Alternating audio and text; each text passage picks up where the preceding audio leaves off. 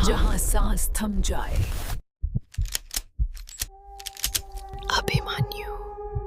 हर कहानी में एक शुरुआत होती है और कुछ कहानियों की शुरुआत एक श्राप से होती है। मैं हूं अभिमन्यु और आज आपको सुनाने जा रहा हूं एक ऐसी कहानी जहां इच्छाएं पूरी तो होती हैं, लेकिन उनकी कीमत कुछ ज्यादा ही होती है। ये कहानी है एक परिवार की जो हिमालय के एक छोटे से गांव में रहता था। एक साधारण परिवार, माँ, पिताजी और मैं, अभिमन्यु।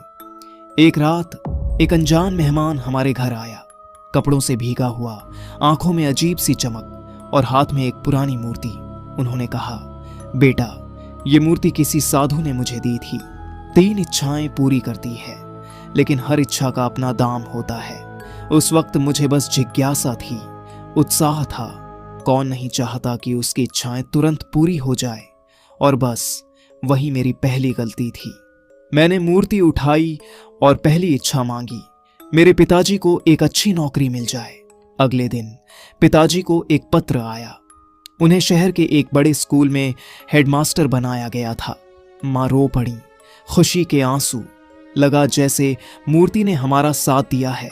लेकिन एक हफ्ते बाद पिताजी की तबीयत अचानक खराब होने लगी। डॉक्टर ने कहा, यह बीमारी तो रेयर है, कुछ समझ नहीं आ रहा। और 1 महीने के अंदर पिताजी चले गए। मैं समझ गया, मूर्ति ने इच्छा तो पूरी की, पर उसका दाम पिताजी की जान थी। मैं टूट चुका था। माँ डिप्रेशन में चली गई थी। एक रात मैंने दूसरी इच्छा मांगी, मूर्ति पिताजी को वापस ले आ। रात के 2 बजे किसी ने दरवाजा खटखटाया। माँ ने कहा, यह कौन हो सकता है इस वक्त? मैं भी कांप गया था। दरवाजा खोला तो कोई नहीं था, बस एक पुरानी चप्पल का निशान जैसा पिताजी पहनते थे। घर में चीजें हिलने लगी, बर्तन गिरने लगे। एक आवाज, मैंने कहा था मैं लौट आया हूं। माँ चीख उठी, डर के मारे बेहोश हो गई। मैं समझ गया, मैंने एक गलती और कर दी थी। जो लौट कर आया था वह पिताजी नहीं, उनका साया था।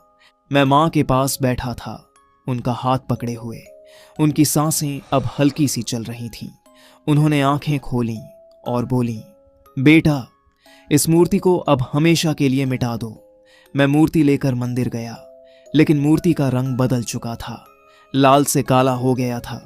मैंने आखिरी इच्छा मांगी, मूर्ति सब कुछ वापस ले जा, जैसा था पहले जैसा। और फिर सब कुछ बदल गया। पिताजी की मौत कभी नहीं हुई थी। माँ मुस्कुराने लगी। मूर्ति कब गई पता ही नहीं चला। लेकिन एक दिन मेरी तस्वीर एक पुरानी किताब में थी। एक नोट के साथ, अभिमन्यु ने अपनी 3 इच्छाएं चुका दी हैं। अब अगला कौन? यह थी कहानी 3 इच्छाएं। अब कभी भी किसी पुरानी वस्तु को छूने से पहले एक बार सोच जरूर लेना।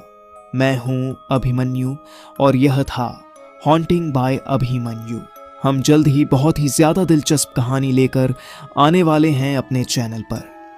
अगर आपको कहानी ने डराया तो लाइक और सब्सक्राइब जरूर नई करना। कहानी हर सैटरडे रात 10 बजे।